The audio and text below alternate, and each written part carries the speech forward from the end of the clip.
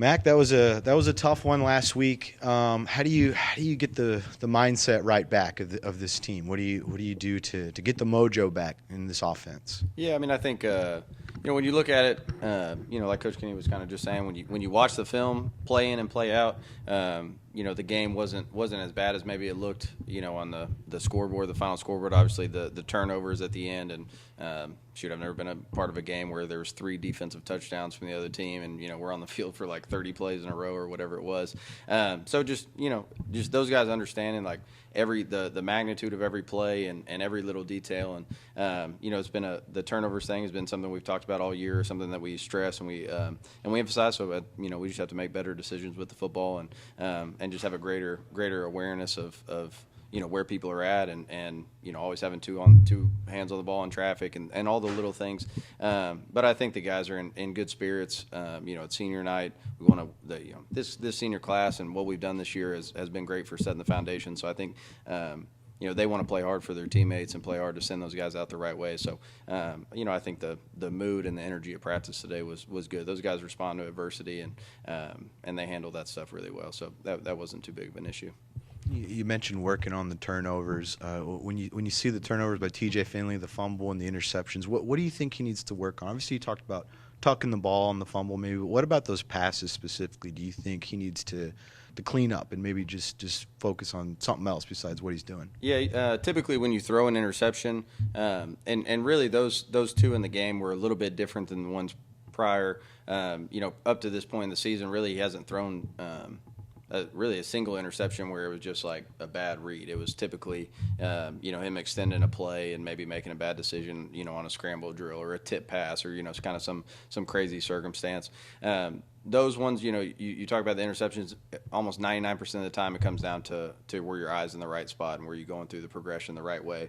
And so just him trusting, what we're coaching him to do and learning from those mistakes and making sure his eyes are in the right spot and he's on time with the football and all those little details that go into playing quarterback. So that's what, we stress every week, but continuing to stress this week. We saw Chase Todd in the starting lineup this week. Dorian Strawn was out.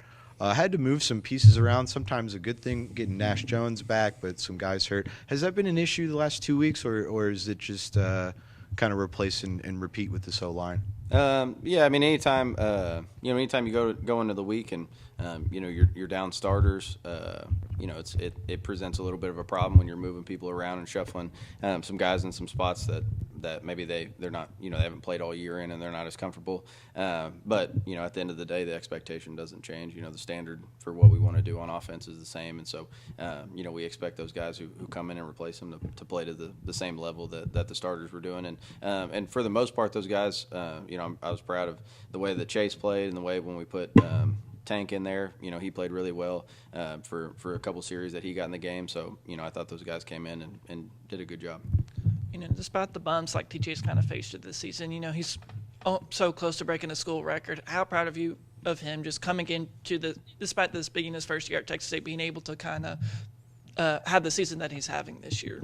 Yeah, I'm extremely proud of him. I think I think one thing that maybe goes underrated throughout the course of the season is how well he's responded to different adversities. And he's got a lot of things going on off the field with having the twins and doing all that, and he's been able to stay focused as a leader and go out there and try to compete every week. And really, you look back on it, anytime he's had a low. We come off the Troy game where he has a multiple interception game, kind of challenged him to be better. The next week he comes out against Georgia Southern and plays his best game, and we light it up and win that one. And even within that Arkansas State game, I've never been through it, but having back-to-back pick sixes, he didn't quit. He didn't want to get pulled out of that game. He wanted to finish the game, and he finished with a touchdown drive, throwing the whip route to Cole Wilson on the left side. So I've been proud of the way that he's just been, he's persevered through the ups and the downs, and really proud of him. And the season wasn't perfect. It hasn't been perfect.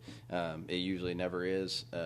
But I think the way that he's competed and the way that he's persevered through some of those adverse times says a lot about who he is. Going up against the South Alabama team, defensive-minded mindset. Just what's going to be the challenges of going up against this team? I mean, I think just I think on defense, those guys are very sound. You can tell they're very well coached. They're one of the better defenses in terms of presenting a bunch of defensive looks. But they're guys, you watch on film, they do a bunch of different things on defense, but their guys never really look confused. A lot of times when a defense tries to do too much and tries to present too many different looks, you can kind of get them out of whack with some motions or change of formation strength and those kind of things. But you don't really see that on film. These guys are pretty sound. It looks like they always know what to do. So in a game like that where you're not necessarily gonna be able to just trick somebody, you gotta out execute them, and they've got really good players and do a great job. So that'll be a challenge. It always comes down to execution and mastering what we do and doing it at a really high level. So that's kind of been the challenge for the guys this week.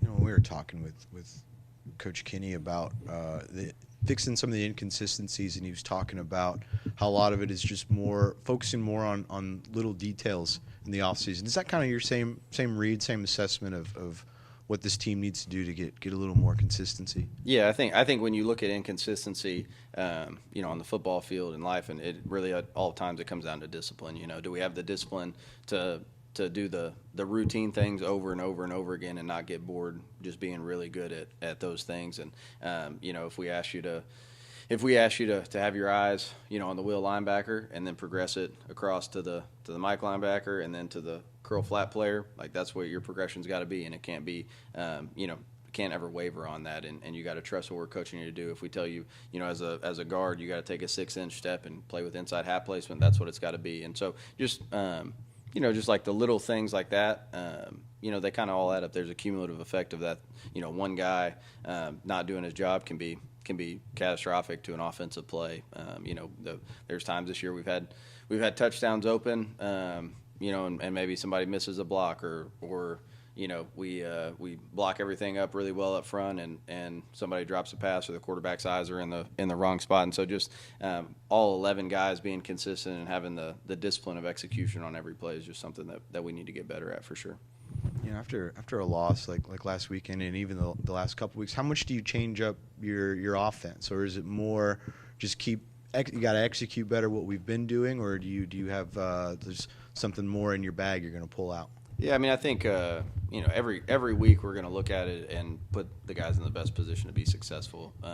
We go in everything. There was a lot of new wrinkles that we threw out there against Arkansas State, and some were successful and some weren't successful, and so we'll continue to evaluate that each week. And I think it's a balance between you don't want to freak out, and one bad performance, you don't want to freak out and completely try to change things, but having enough new stuff to try to keep a defense off balance. So, have a little bit of new stuff and try to get better at the things that you're doing, and maybe window dress it a different way, with the formation or motion or however you want to do that, week to week. But, as an offense at this point in the season, especially, you're not going to kind of just overhaul things. We've built in too many reps, and our guys are comfortable and are good at executing, a lot of the stuff that we've been doing all year. With Senior Day coming up this Saturday, who are some of the seniors that really stood up this season and helped lead this new team to the bowl eligibility they achieved this year? I think Brian Holloway is probably the first one that comes to mind. I think he embodies the way that just the effort that he plays with, and doing it the right way. A guy like Jordan Revels on defense, the guy who's been here, for an extended amount of time, and has been through some lows and is now getting a chance to finish on a strong note and go out the right way.